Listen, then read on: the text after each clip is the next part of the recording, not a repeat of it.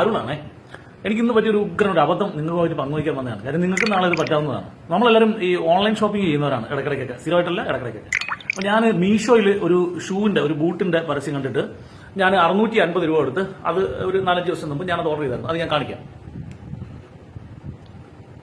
ഇതാണ് ഞാൻ ഓർഡർ ചെയ്ത ബൂട്ട്. 641 രൂപയാണ് അതിനകത്ത് കാണിക്കുന്നത്. കേട്ടോ, ഈ ബൂട്ടാണ് ഞാൻ ഓർഡർ ചെയ്തത്. അവരെനിക്കിത് കുറച്ച് മുമ്പേ ഒരു 5 മിനിറ്റ് മുമ്പ് എനിക്ക് കൊണ്ടുവന്ന സാധനം ഞാൻ കാണിച്ചു തരാം. ഇതുണ്ടോ, ഒരു ലോഡ് വേസ്റ്റ് ചപ്പലുകൾ. ഇതാ ഇതൊന്ന്, ഇത് ജാമ്പവാന്റെ കാലത്തുള്ള സാധനമാണ്. ഇത് അഴുക്ക് പിടിച്ചത് ഇതുണ്ടാ ഇങ്ങനെ ഇരിക്കണേ. അടുത്തത് ഇതൊരെണ്ണം, ഇതിന് ജോഡിയില്ല, ഇത് ബ്ലാക്ക്, അതിന്റെ തന്നെ വേറൊരു കളറ്. പിന്നെ അതെ ഈ തൊലിയൊക്കെ പോയിട്ട് വേറൊരു സാധനം. ഇതൊക്കെ ആരോ ഉപയോഗിച്ച് കളഞ്ഞിട്ട് ഇത് അടുത്തത് ഇങ്ങനെ ഒരെണ്ണം.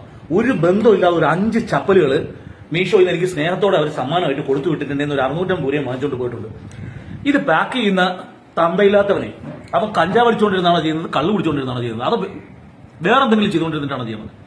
അല്ല, ഒരു മര്യാദ എന്ന് പറയുന്ന സാധനമില്ലേ? ഒരു ഷൂ ഓർഡർ ചെയ്ത ഒരു മനുഷ്യന് ഒരു ബന്ധമില്ലാത്ത ഒരു 5 പീസ് ലോക്കൽ ചെരുപ്പുകൾ കൊടുത്തു വിട്ടിരിക്കുകയാണ്. ഇത് ഇന്ന് ഇവിടുത്തെ ന്യായമാണ്. മീഷോ എന്ന് പറയുന്നത് ഒരു വലിയ ആപ്ലിക്കേഷനാണ്, വലിയൊരു ഓൺലൈൻ പ്ലാറ്റ്ഫോം ആണെന്ന് ഓർത്താണ് നമ്മളൊക്കെ ഇതിനകത്ത് ഓർഡർ ചെയ്യുന്നത്. ഇങ്ങനെയുള്ള സാധനങ്ങളാണ് കൊടുത്തു വിടുന്നത്. ഒരു മര്യാദ വേണ്ടേ? എടാ, പാക്ക് ചെയ്യുന്ന മറ്റവനെ, മീഷോ എന്ന് പറഞ്ഞ സാധനം ഉണ്ടാക്കി പടച്ചു വിട്ടിരിക്കുന്ന വേറൊരുത്തനെ, നിനക്കൊക്കെ എടാ വേറെ വല്ല പണിക്കും പോടാ. എന്തെല്ലാം പണിയുണ്ടാ ലോകത്ത്. എന്തിനാടാ നാട്ടുകാരെ ഇങ്ങനെ പറ്റിച്ചു ഉടായിച്ച് ജീവിക്കുന്നത്?